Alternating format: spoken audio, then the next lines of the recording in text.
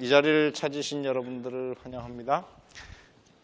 우리 다 같이 오늘은 누가복음 9장에 있는 말씀을 한번 펴보도록 하겠습니다. 이 말씀은 마태복음 17장에도 기록되어 있고 마가복음 9장 1절부터 기록되어 있는 말씀입니다.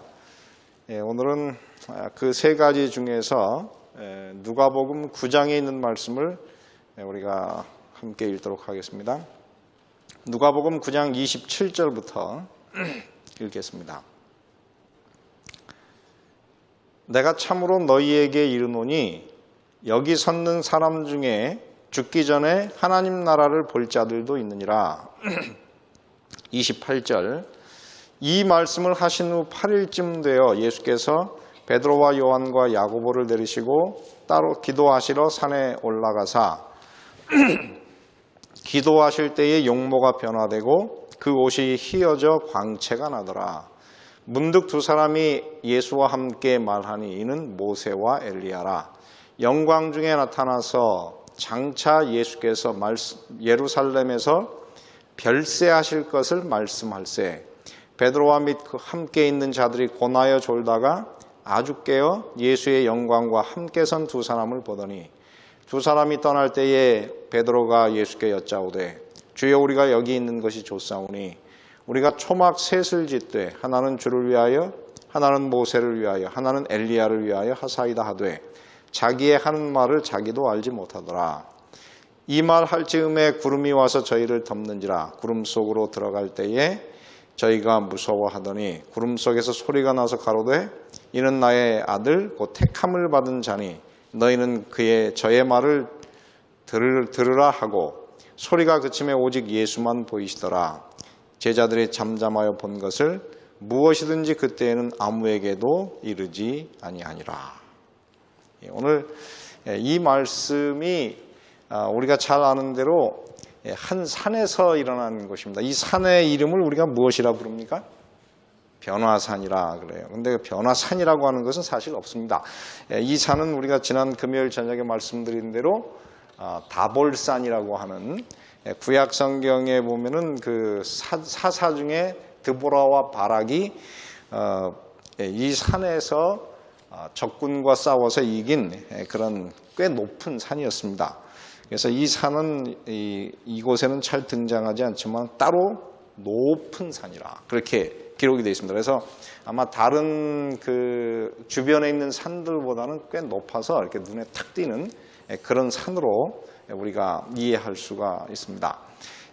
오늘 이 말씀에 의하면은 이 말씀은 예수님께서 제자들에게 비로소 지난 요한복음 지난 금요일 저녁에 우리가 저녁 예배 때 말씀드린 대로 예수께서 2년 반 동안 제자들이 준비될 때까지 오래 기다리다가 이제 비로소 예수께서 그의 고난과 죽으심에 대해서 이야기를 제자들에게 하기 시작했습니다. 그랬을 때 제자들이 다 예수님께서 돌아가신다는 사실을 받아들이기도 싫어했고 믿을 수도 없는 그런 상황에 이르게 되었습니다. 그래서 예수께서는 예수님 자신뿐만 아니라 모든 사람들이 다 예수님의 십자가를 지고 매일 자기를 부인하고 그리고 자기의 그 십자가를 지고 하늘에 갈 때까지 가는 사람만이 하늘나라에 들어갈 것이다. 그렇게 이야기했습니다. 그래서 십자가를 지는 사람은 어떻게 하느냐면 자기의 목숨을 구원코자 하는 사람은 잃을 것이고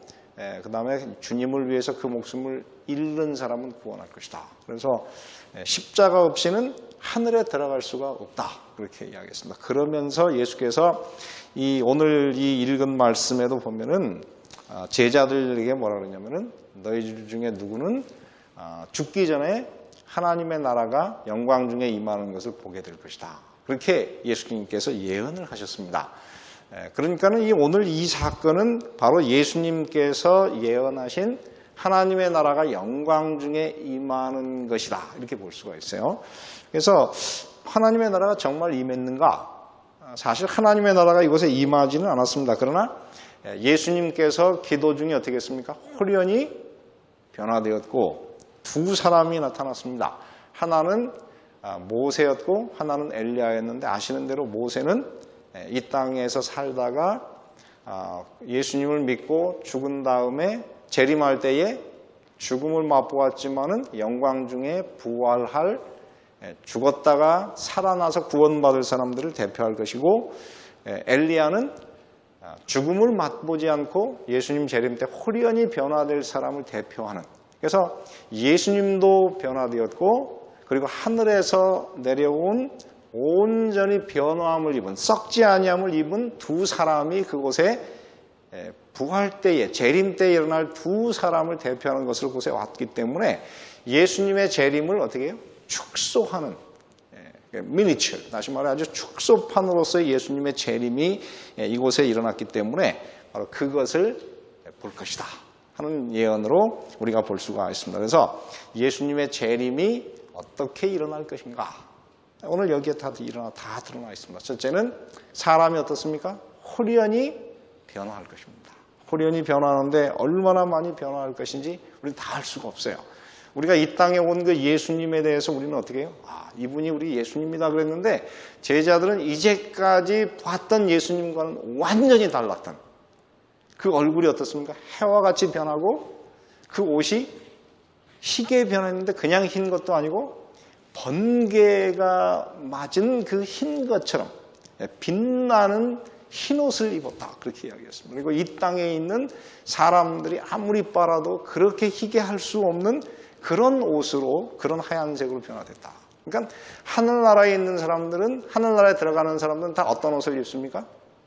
빛의 흰 옷을 입을 것입니다. 그래서 하늘나라에 들어간 사람들은 다 백이민족이에요. 다 우리 백이민족처럼 하얀 옷을 입고 그곳에 들어갈 것인데, 우리는 그 나라의 그 영광과 그 변화를 상상은 할 수 있지만 다 알 수는 없습니다. 우리가 이렇게 지금 초라하지만은 그날에 우리가 얼마나 홀연히 아름답게 변화될지는 아무도 알 수가 없습니다. 그리고 이 말씀에 기초해 가지고 사도 바울은 예수님의 재림 때 일어날 것이, 재림 때 일어날 것을 묘사했습니다. 그래서 그때는 어떻게 했습니까? 예수님께서 오시면 먼저 어떻게 했어요? 주 안에서 죽은 자들이 어떻습니까? 먼저 일어나서 홀연히 변화되어 공중으로 끌어올리고, 그 다음에 우리 살아남은 사람도 홀연히 변화되어 공중에서 주를 맞고 주와 함께 영원히 있을 것이다. 그러므로 이 말로 위로하라 하는 이 말을 한 것은 제가 볼 때는 성경의 다른 곳에는, 사실 사도 바울 외에는 그 예수님의 재림 때에 있을 그 부활과 변화에 대해서 그렇게 정확하게 이야기한 사람이 없는데, 그것을 어떻게 알았을까? 아마 두 가지 가능성이 있습니다. 하나는 하나님께서 그것을 계시로 바울에게 보여주었든지, 아니면 바울은 예수님께서 그날 홀연히 변화된 이 사건을 묵상하는 가운데 그 결론에 이르렀든지, 아마 이 두 가지 중에 하나였을 것입니다. 그러므로 이 예수님께서 변화산에서 변화되고 그날 모세와 엘리야가 내려온 이 사건은 그 이후에 예수님의 제자들이 재림을 묵상할 때에 있는 하나의 교과서로 사용된 굉장히 중요한 사건이었을 것입니다. 그러므로 이 사건을 생각하는 것은 오늘 우리에게 굉장한 용기가 됩니다. 그래서 사도 바울은 뭐라 그랬냐면, 이 장면을 묵상하다가 그도 이전까지는 예수님을 육체대로 알았지만은 예수님을 그 이후에는 육체대로 알지 않는다. 그런데 그 육체대로 알지 않는다고 하는 것은 예수님은 육체를 쓰셨지만 어떤 분이었습니까? 그 속에는 완전히 그들이 상상하지 못한 하늘에 있었던 그 영광의 아들, 빛 속에 거하시는 그 영광의 아들이 그 속에 같이 머물고 있었는데, 그때 그것을 한 번에 처음으로 탁 본 다음에는 우리는 예수님의 재림 때 완전히 달라질 희망을 가진 사람이구나 하는 그 생각을 할 수 있었기 때문이었어요. 그러므로 오늘 이 말씀을 묵상하시면서 여러분 한번 상상을 해보시기 바랍니다. 기쁜 상상을 하십시오. 그날에 우리가 얼마나 멋있게 변화될까요? 아마 우리 김공률 집사님 그날에 어떻게 변화될까요? 저는 다는 알 수가 없지만은 우리 김공률 집사님이 지금도 인상이 참 좋으신데, 아마 그날 홀연히 변화되면 어떻게 해요? 아마 집사님의 그 제일 예뻤던 그 처녀의 모습이 그날 쫙 나타날 거예요. 그리고 그 유전자 속에 그전 이 죄 때문에 이 인간 세상에서 살았을 때의 그 유전자가 다 깨어나지 못했어요.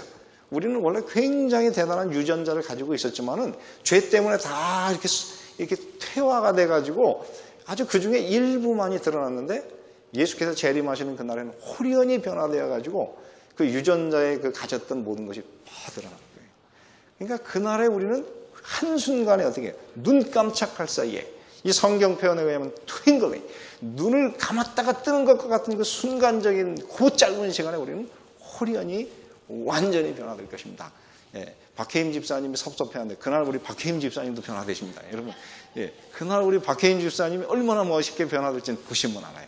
그런데 오늘 이곳에 보면은 그 변화산에 올라가서 예수님의 그 위대한 그 홀연히 변화된 모습을 본 사람은 제자 중에 몇 명뿐이었습니까?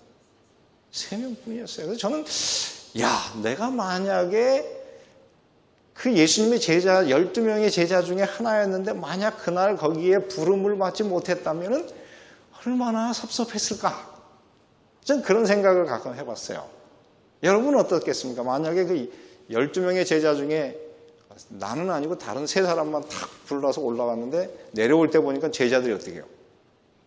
그 영광의 빛이 아직 남아있어가지고 뭔가 이렇게 홀린 듯한 게 내려오는데 다 얘기는 안 해요. 나중에 알고 보니까 변화된 예수님의 모습을 봤다. 그리고 모세도 봤고 엘리야도 봤다. 그런데 거기 못 들어가면 얼마나 섭섭하겠어요.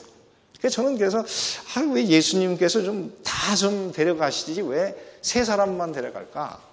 그랬는데 제가 오늘 새벽에 엘렌 화이트 여사의 글을 쫙 읽어봤더니 뭐라고 묘사를 했냐면 이렇게 기록이 되어 있습니다.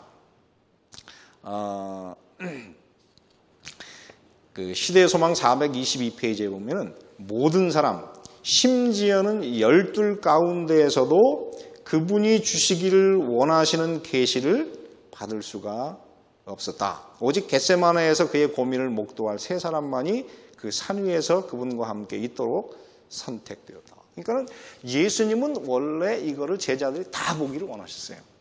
그러나 그 제자들이 그것을 감당할 수가 없었고 또 한 가지는 예수님의 그 겟세마네의 그 고난을 다 목도할 그 3사람만이 그것을 보게 됐습니다. 그래서 그 얘기는 뭐냐면 예수님을 위해서 더 많은 고난을 당하는 사람들에게 더 많은 계시를 주셨습니다. 물론 이것은 다 갖기를 원하지만은 우리가 이 땅에서도 똑같습니다. 우리가 예수님의 고난에 동참하는 일이 어떻게 해요? 더 크고 깊으면 깊을수록 예수님의 그 영광을 더 많이 가까이 보게 될 것입니다.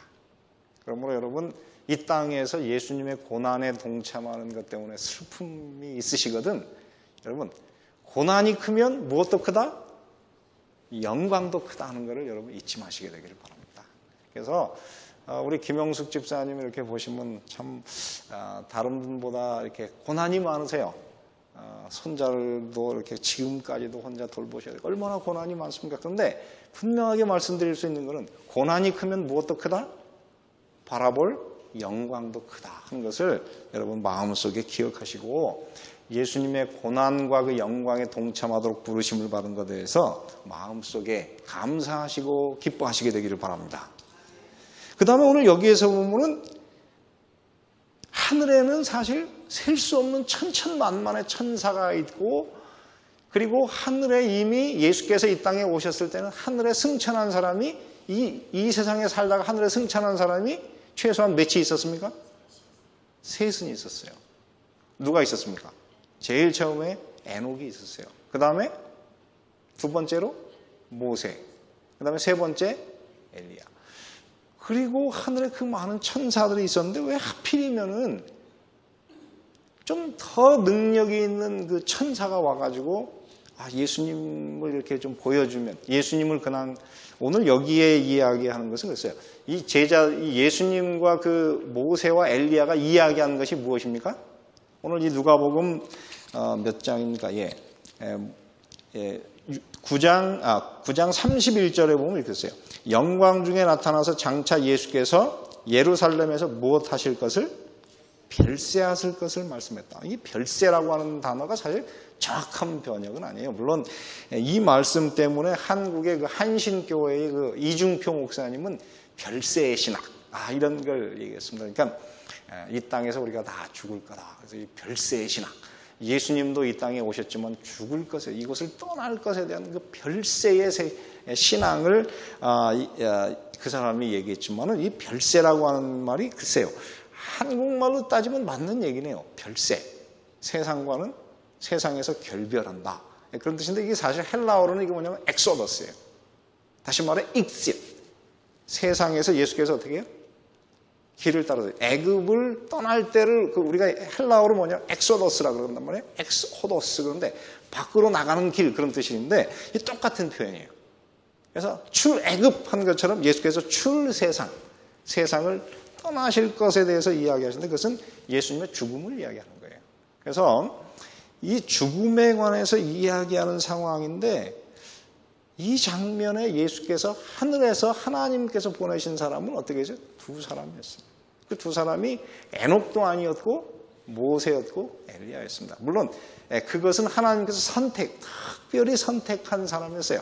아까 말씀드린 대로 이 사람들은 재림 때에 구원받을 두 사람을 대표하니까는 죽었다가 부활한 모세하고 죽음을 맛보지 않고 그 다음에 하늘에 올라간 엘리야를 여기서 얘기할 수, 그 두 사람밖에 없다. 그렇게 할 수 있지만 사실은 에녹도 이 땅에서 어떻게 해요? 죽음을 맛보지 않고 하늘에 갔으니까는 에녹도 사실은 올 수 있는. 그런데 왜 그러면 에녹이 아닌 엘리야냐 이 말이에요. 이것에 대해서 성경에서 엘렌 화이트 여사가 뭐라고 그랬냐면은 엘리야와 모세는 이 땅에서 하나님의 사업을 함에 있어서 어떻게 해요? 고난과 고독을 경험한 사람들이다. 그래서 예수님께서 십자가를 향해서 나아가는 그 길은 어떤 길이었습니까? 고난과 고독의 길이에요. 아무도 그 예수님의 고독과 그 아픔을 이해할 수 없었는데 그것을 경험으로 아는 두 사람이 와서 예수님을 어떻게 해요?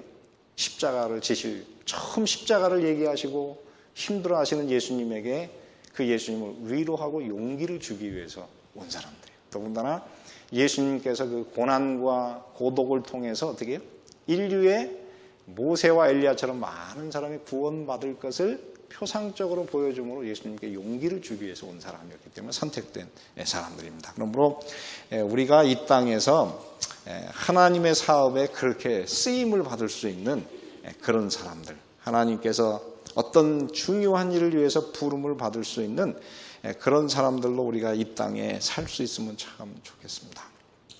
그런데 오늘 여기 한번 보시기 바랍니다. 9장 31절 32절에 보면 이렇게 썼어요. 영광 중에 나타나서 장차 예수께서 예루살렘에서 별세하실 것을 말씀할세. 그 다음에 있는 말씀 잘 보시기 바랍니다. 베드로와 및 함께 있던 자들이 뭐라고 했습니까? 고온하여 어떻게 해요? 졸다가 아주 깨어 예수의 영광과 및 함께 선 두 사람을 어떻게 했습니까? 보더니. 그 다음 33절 두 사람이 어떨 때에? 떠날 때에 베드로가 예수께 여짜오되. 그러니까 오늘 이 말씀에 의하면 예수님과 두 모세와 엘리야가 그 산 위에서 나타나가지고 한동안 서로 이야기를 하고 있는데 그 이야기가 거의 어떨 때쯤? 끝날 때쯤에 어떻게 세 제자들이 그때야 깼어요. 그러니까 만약에 이 사람들이 더 일찍 깼더라면 어떻게 했을까요? 예수님과 그 모세와 엘리야가 이야기하던 내용을 다 들었을 텐데 그 이야기를 어떻습니까? 졸고 자다가 다 놓쳐버렸어요. 근데 그때의 그 얘기하는 것이 다 무엇이었습니까? 십자가. 만약에 그들이 그때 깨서 그 얘기를 들었다고 하면은 십자가를 받아들이는 일이 얼마나 쉽고 수월했을까. 그래서 엘렌 화이트는 뭐라고 했냐면 그들이 졸며 잠으로 하나님께서 그들에게 정말 주기를 원하셨던 최고의 계시를 놓쳐버렸다. 그래서 이 장면을 다른 곳에는 헬라어로 뭐냐 오라마. 그런데 오라마라고 하는 것은 이게 뭐냐면 비전이에요. 비전. 다시 말해 하나님의 이상. 이 장면을 하나님께서 계시로 이들에게 딱 주시기를 원하셨는데 졸다가 그 계시의 대부분을 놓쳐버리고 끝부분만 조금 이렇게 맛보게 됐어요. 그러니까 오늘 우리가 이 땅에서 어떻게 해야 됩니까? 영적으로 깨어있게 되시기를 바랍니다. 매일 깨어있어요. 그래서 제가 분명히 여러분들에게 말씀드리기 오늘 여기 지금 저를 포함해서 딱 10명인데 여러분 우리 올랜도 중앙교회가 깨어있는 가장 눈이 총총한 깨어있는 그런 그리스도인들 되시기를 간절히 바랍니다. 그래서 하나님의 그 계시를 꼭 보시기를 바랍니다. 근데 그 33절에 뭐라고 했습니까? 두 사람이 어떠할 때에?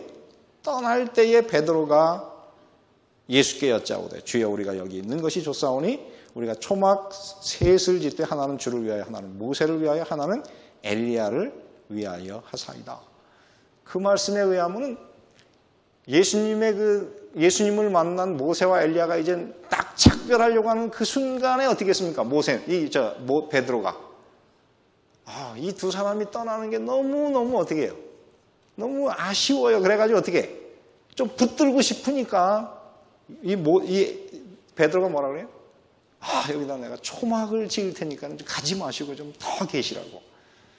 그런 뜻이에요. 그래서 하늘나라의 그 아름다움은 우리가 이것이 축소판으로 나타났음에도 불구하고 베드로는 어떻습니까? 너무너무 좋았어요. 그래서 하늘을 바라본 모든 그 계시자들은, 계시를 받아보는 사람들은 하늘이 너무 좋아가지고 하늘에 대해서 향수병이 걸리고 그렇습니다. 그래서 우리가 들어갈 그 하늘은 너무 좋은 곳입니다. 여러분, 그 나라를 우리 다 잊지 마시게 되기를 간절히 바랍니다.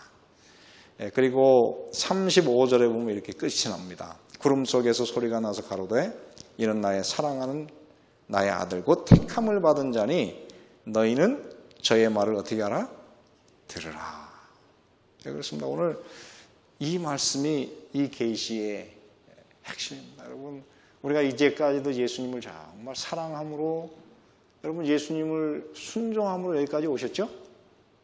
여러분 기왕 그렇게 따라오신 예수님을 우리 예수님 만나는 그날까지 그 사랑하는 예수님, 하나님의 아들이신, 하나님이 택하신 그 아들 예수님을 우리가 하늘 들어가는 그날까지 그분의 말씀을 순종하고 그 말씀에 귀 기울여 그를 따라가는 그리스도인으로 하늘나라까지 들어가시게 되기를 간절히 바랍니다. 여러분이 두 무리 가운데 어디 들어갈 수는 몰라요. 어떤 분은 모세처럼 죽었다가 부활할 것이고 어떤 분은 엘리야처럼 죽음을 맛보지 않고 하늘나라에 들어갈 것이지만 그 나라에 들어가는 것은 영광스럽고 아름다운 경험입니다. 여러분, 우리 그 나라에 다 들어가시는 그런 그리스도인, 오늘 이 새벽에 그 기도 시간이 예수님과 제자들이 그 산 위에서 만났던 그 환상적이고 그 아름다운 그 환희의 그 기도의 경험, 그 시간이 되시기를 바라고 오늘 말씀을 마치겠습니다. 은혜로우신 아버지 하나님, 오늘 이 새벽에도 저희를 또 이 교회에 불러주셔서 감사합니다. 오늘 저희들이 변화산상에서 베드로와 요한과 야고보가 보았던 우리 예수님의 그 진면목, 우리가 이제까지 믿어왔지만 아직 한 번도 보지 못했던 그 영광스럽고 찬란한 우리 예수님의 모습을 우리 재림 때에 다 보기를 원합니다.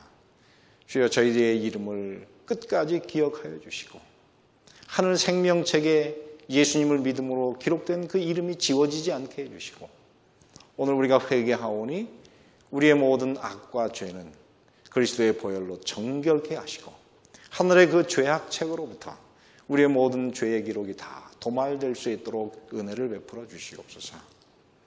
이제 저희들이 구원의 후사로서 늘 우리 변화산을 생각하면서 부활의 아침에 맞을 그 영광스러운 그날을 저희들이 꼭 들어가기 위해서 늘 주님의 말씀을 순종하고 주님과 동행하는 백성들이 될 수 있도록 축복하여 주시옵소서. 이제 저희들 각자 흩어져서 우리 마음속에 있는 간절한 소원을 주님께 토로할 때에 성령으로 저희들에게 가까이 오시고 저희들의 음성을 들어주시기를 예수님의 이름으로 기도드리옵나이다.